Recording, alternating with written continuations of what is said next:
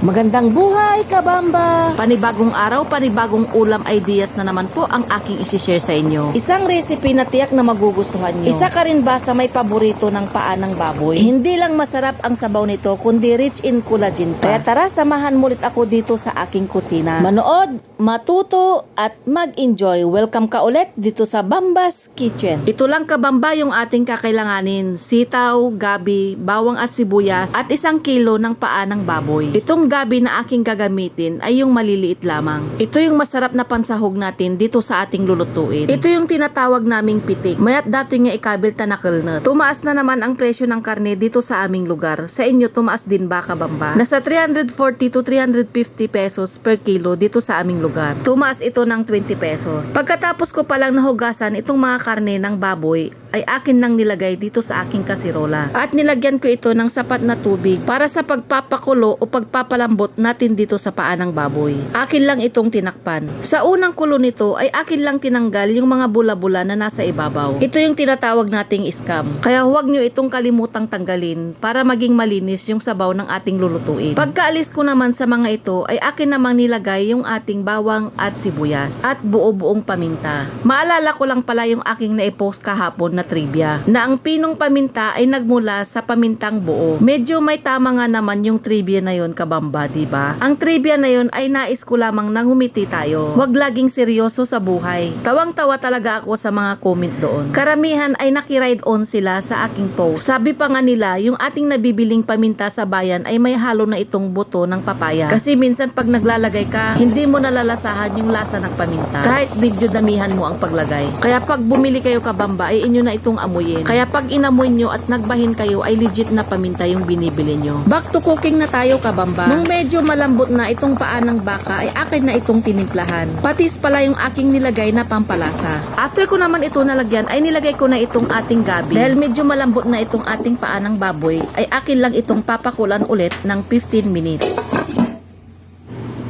After naman yung ating pagpapalambot dito sa ating paa ng baboy at sa ating gabi, ay dinagdagan ko lang ulit ito ng tubig. Masarap din kasi ang sabaw nito kaya dinagdagan ko ng tubig. Nilagyan ko lang pala ito ng asin, panimpla dahil medyo matabang ito. Naglagay din pala ako dito ng kunting MSG. Yan ay optional po lamang. Depende sa inyo kung ano yung gusto nyong ilagay pampalasa. Nilagay ko na rin dito yung ating sitaw. Siguro pag napapanood nyo hanggang dito, baka sabihin nyo ito ay sinigang. Hindi po ito sinigang, kabamba. Ito ay nilagang pata ng baboy o kaya paa ng baboy. Isa rin ito na luto naming mga Ilocano na tinatawag din naming lauya. Gabi at sitaw naman ngayon yung aking nilagay na gulay. Nung nakaraan na nagluto rin ako ng lauya ay papaya naman yung aking nilagay. Talagang kulang na lang dito yung ating pampaasim para matawag na sinigang. Try mo rin ito na lutuin, kabamba, pag hindi mo pa ito na try. Kung nanonood ka pa hanggang dito, baka hindi ka pa nakapag-follow dito sa aking page, pwedeng paki-follow or like mo naman po ang Bamba's Kitchen. At paki-share na rin itong video na to para maraming makapanood. Advance thank you sa'yo. Baka nag-iisip ka ng iyong ulamin sa susunod na mga araw o kaya ngayon. Kaya try mo rin ito dahil tiyak magugustuhan ito ng inyong pamilya. Sana ay muli niyong nagustuhan itong aking na-share sa inyo na ulam ideas for the day. Baka may mga gusto kayong i-request na aking iluto. Paki-comment na lang dito sa comment section. Malay nyo, yun na yung aking next na iluluto. At siguradong maisa-shoutout ko kayo. Yan, ready to serve na yung ating nilagang pata with gabi at sitaw or yung tinatawag din naming lauya. Ihanda na yung isang kalderong kanin at huwag mo rin kalimutan yung patis, kalamansi with sili dahil yan ang perfect partner niya. Kung natakam ka sa aking niluto ay hudyat yan para magluto ka na rin. Tara at sabay-sabay na tayong kakain. Maraming salamat sa panonood, kabamba! See you sa aking next cooking vlog!